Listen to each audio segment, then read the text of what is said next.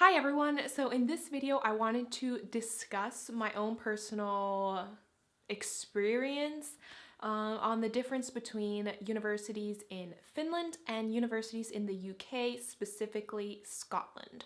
So right now I'm doing my master's degree in Finland at a Finnish university, but I did do my undergraduate at the University of Edinburgh, which is located in Scotland.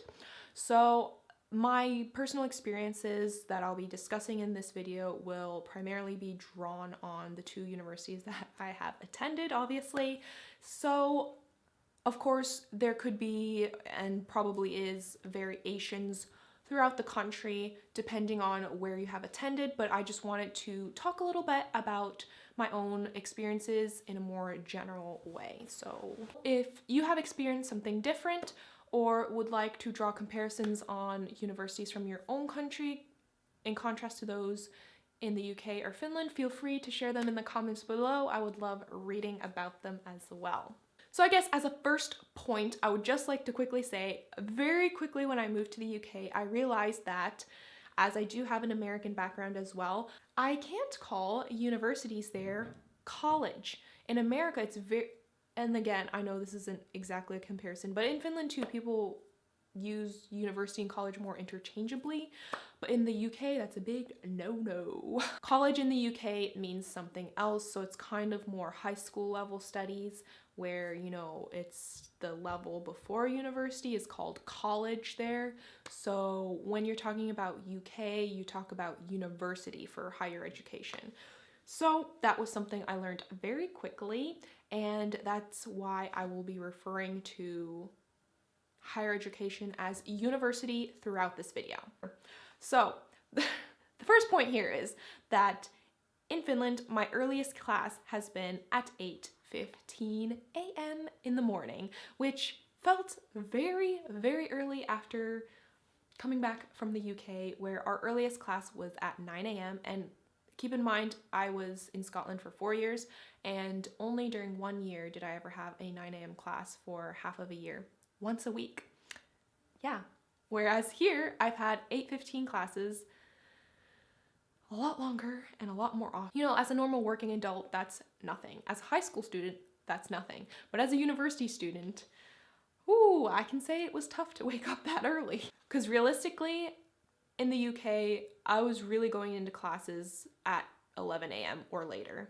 I really didn't have hardly any days where I started earlier than 11. So it was a bit of a shock to the system when I graduated, came to do my master's here, and all of a sudden we were starting at 8:15 and 9:15 for, I would say, 80% of my days. So I don't know if it's just my course or if it's my university, but just be prepared, Finland starts earlier than the UK seems to. Another difference I have noticed is the semester systems. So although both my university in Edinburgh and my Finnish university have 2 semesters per year, starting one is the fall semester and the other is the spring semester, the way the classes are structured within the semester has been different. So for example, in Edinburgh, we would start our classes and those would be the same classes you have throughout the whole semester. So you have the same timetable the whole semester, right up until December when you have your exams. So you have a consistent schedule for many months, you're taking the same class for many months, and it's very routined.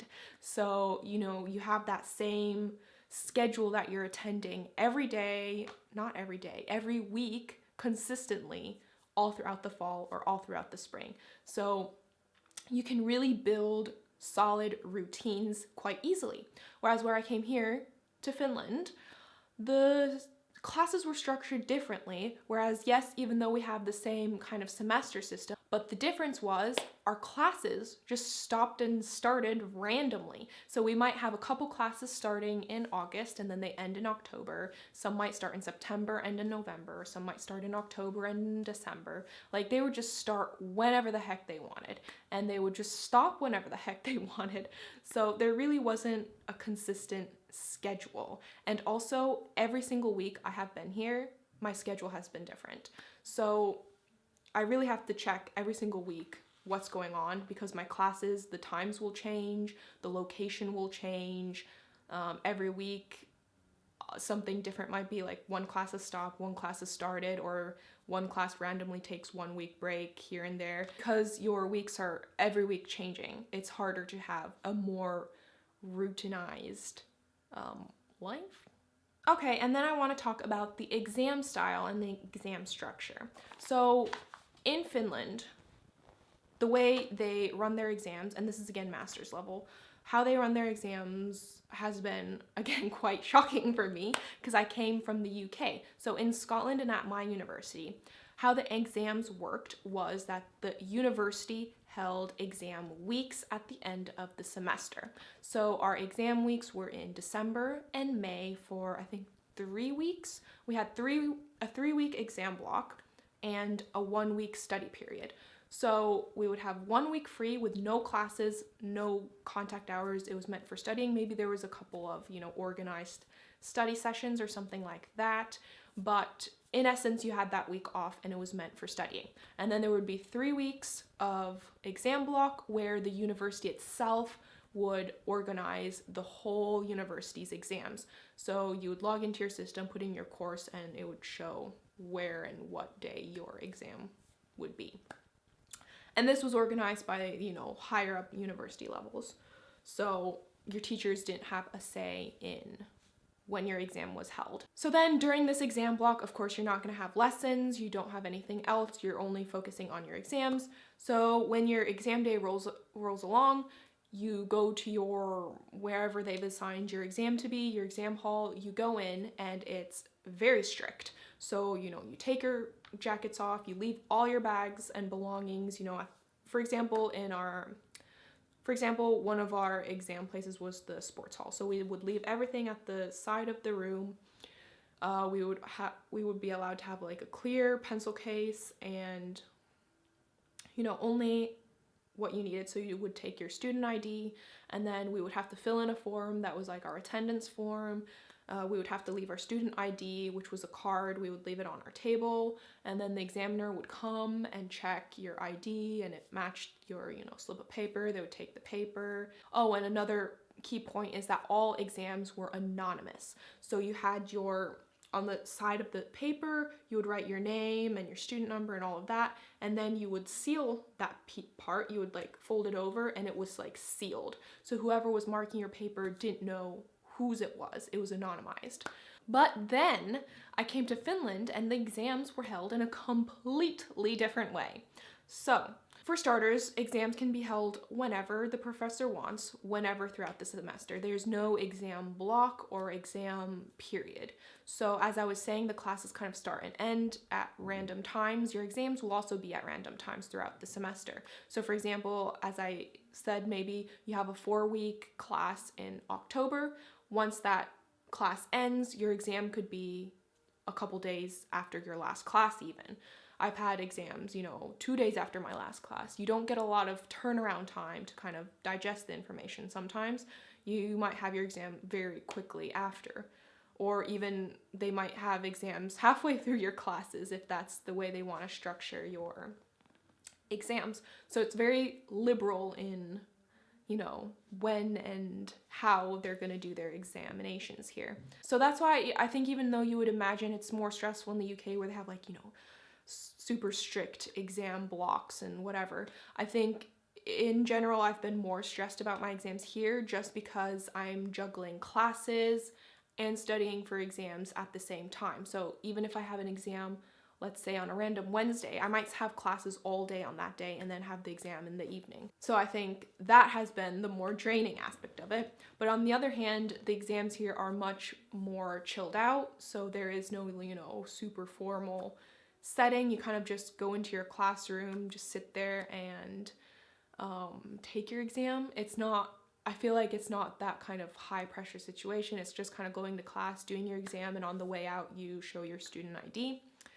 And that's about it. Of course, they kind of want your bags and stuff separate, but I have also been in exams where they don't, people have had bags at their feet and stuff, so I don't know. It hasn't been as strict here. And then also mentioning retakes. So in Finnish universities, you're allowed to retake at least in my university. I'm not sure if this is an all, I think it's an all, but You're allowed to retake your exam 3 times. So if you fail it, you can take it again. Even if you pass, you're allowed to take it 2 more times to improve your grade.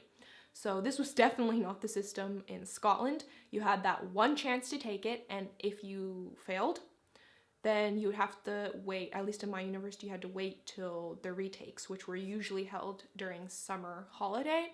So you would have to wait until the retakes to pass the class. Otherwise, you would just get no credit, and I don't know. It never happened to me, so I'm not quite sure what would happen, but it wasn't good if you didn't pass the retakes. If you wanted to improve your grade, you can't. You can't redo your exam. Once it's done, and you have to move on. So it was a more high pressure situation in that sense, that you have like pretty much that one time to do it. If you don't get passed, you might have to even wait 6 months to do your retake. So people felt quite pressured to, pass that class. Whereas in Finland, I feel like in a lot of my exams, I've kind of gone in not feeling super stressed about it because, well, I can always take it again 2 more times. But also, I'm juggling classes and other things, projects at the same time. So I've often not had as much time to study as I had in the UK. So there's that added stress where I feel like I go in not knowing as much as I would have had I had more time to study, or maybe that's just me not being good about my time management. The grading systems are also different. So in the UK, we were graded on a kind of a 0 to 100%, but really it was a 40 to 100% scale. 90% and over would be an A1, which is the best you could get.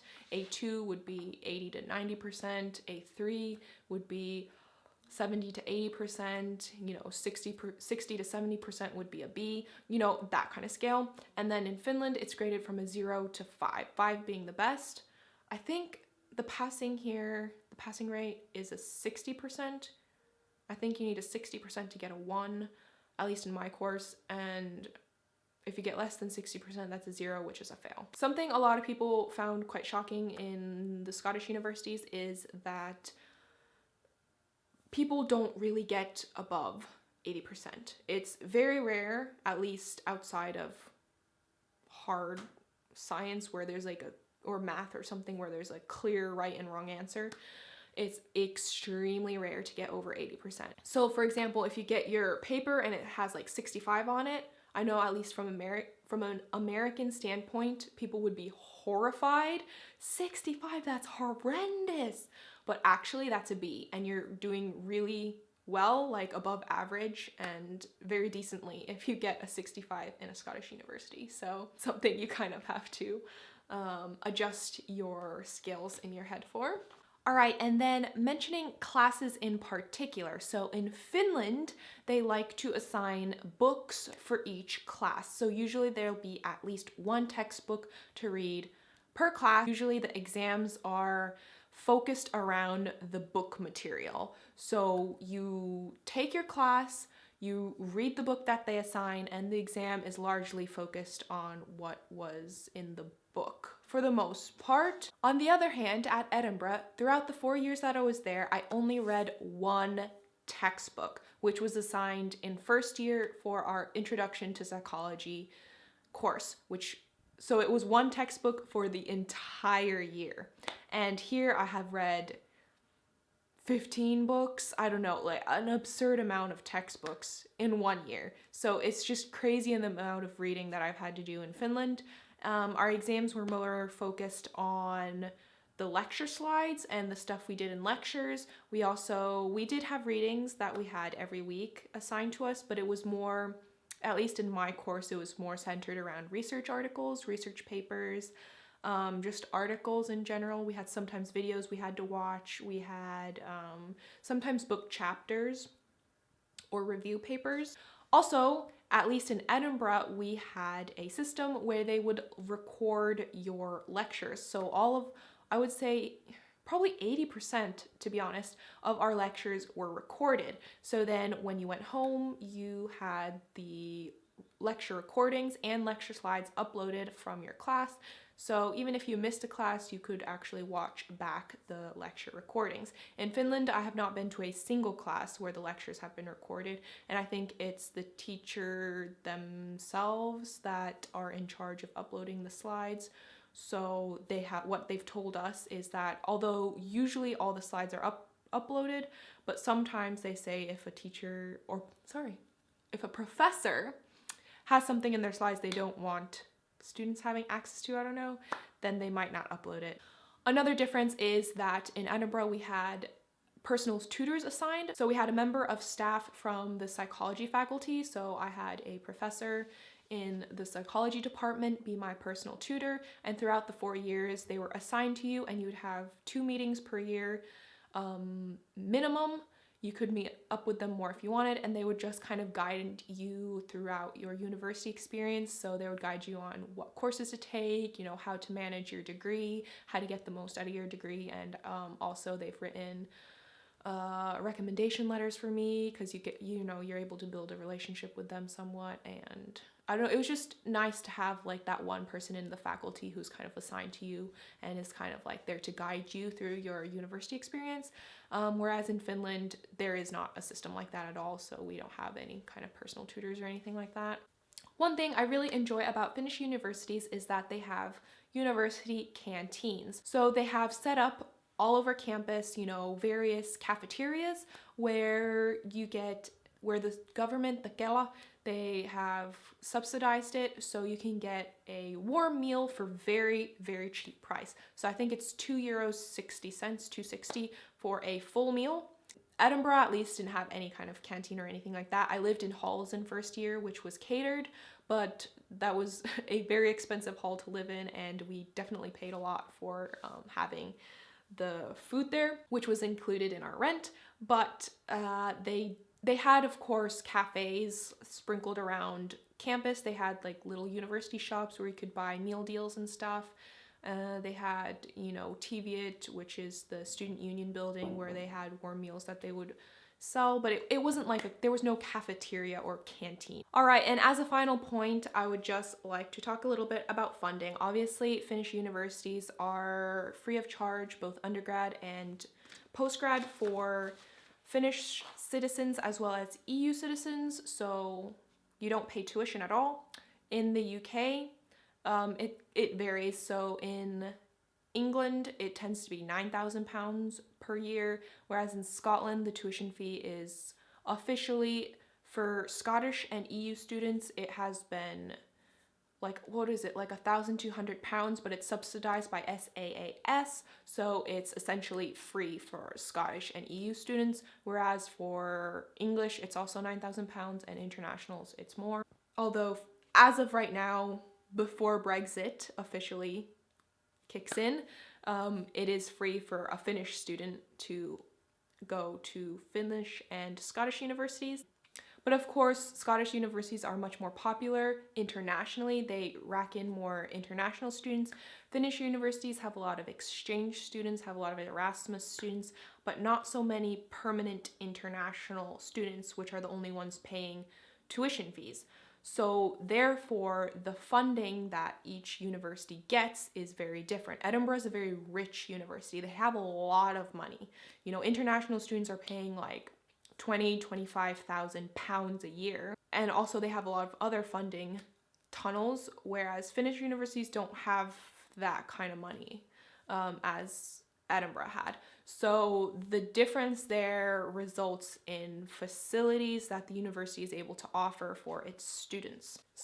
So for example, one of the first things I noticed is that the gym in my university at least is tiny. It's probably the size of this room. They have a couple of gyms, but all of them are about this big, and it was kind of similar to my high school gym, to be honest. It's nothing to brag about. I mean, they have one, which is nice, and it was like €70 for a year or something like that. Whereas in Edinburgh, I think it was like £120 for a year. Both included classes, but Edinburgh's for sure, I mean, it was just on a whole different playing field, that gym. I've heard it's one of the best in the UK, so no wonder. But I mean, they had like rock climbing facilities. They had a huge, pool. We went kayaking in the pool, so that tells you something. They had a multi-story gym with basically every equipment you would ever need. It just had a lot of stuff. Obviously, there was like a whole building dedicated to the student union. There was student counseling services. There was like an advice place where it was like a point on campus where any kind of problem you had, you could go and ask them about it, whether it was, lease problems. So when me and my flatmates were trying to rent out a flat in the city, we had to have like a guarantor. And we went to the device place and they were our guarantor. Like the university was our guarantor through that. So that was really helpful, and basically any kind of problem you need, you could go there. It was really helpful. They had the student club, which was open on Saturday nights, called the Big Cheese. And they had like, I don't know, over 50 sports clubs and like 100 different societies. And obviously having all these societies and clubs affiliated with the university, university clubs and societies, you paid, I don't know, £5 membership for the societies per year, and for the clubs, I think cheerleading, it was more, it was maybe closer to 100 plus uniform costs. But obviously that would give you some sort of funding for those clubs, and they would have events throughout the year. So a lot was always happening on university campus. So there was every single night there was something going on, even whether it was like a pub quiz or, club night, or society was hosting like a sushi night or movie night, or, documentary screening, self-defense classes, or sports tasters, whatever you could imagine, Edinburgh University probably offered. So that was just how wide scale the activities were there, like things to do. And even our departments were a bit more unified. I know my psychology department had like writing retreats, so they would be like one day essay sessions where we could go in, and so there would be like a professor in charge, and we could have morning sessions or afternoon sessions where you would come in, and all together anyone from whatever grade was allowed to come in and just work on your essay like in a group setting, and they would provide lunch for you and refreshments and whatever, and it was just like a quiet space. You could work together, you could maybe ask the professor if you need help with like something or whatever, and it was just kind of a nice way to work on your essays if you like that kind of thing. Or they organized like essay boot camps where you could sign up, and they would be like some professors, and they would walk you through how to write an effective essay, what they were looking for, usually through the school, and they would have examples and they have you practice, and I don't know, they just had a lot of those kinds of things. Or like coding boot camps. Whereas here there's the school gym, which offers, some kind of, badminton things you can go and do, or basketball or running or whatever, but there's not like clubs or societies per se.